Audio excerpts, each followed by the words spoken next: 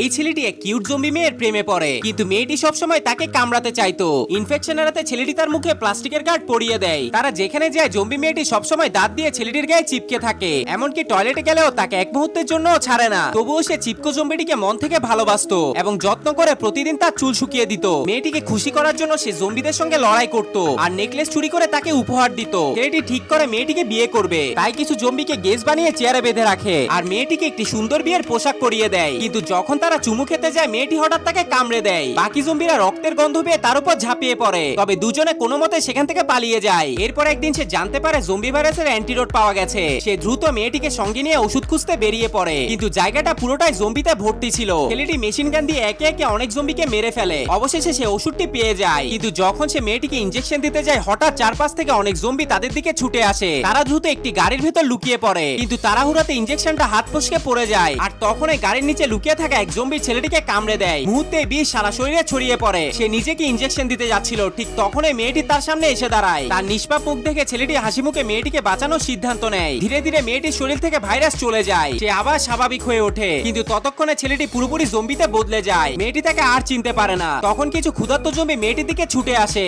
ছেলেটি ঢাল হয়ে তার সামনে ঝাঁপিয়ে পড়ে এবং শেষ নিঃশ্বাস পর্যন্ত মেয়েটিকে রক্ষা করে। এরপর ধীরে ধীরে জম্বিদের ভিড়ে মিলিয়ে যায়।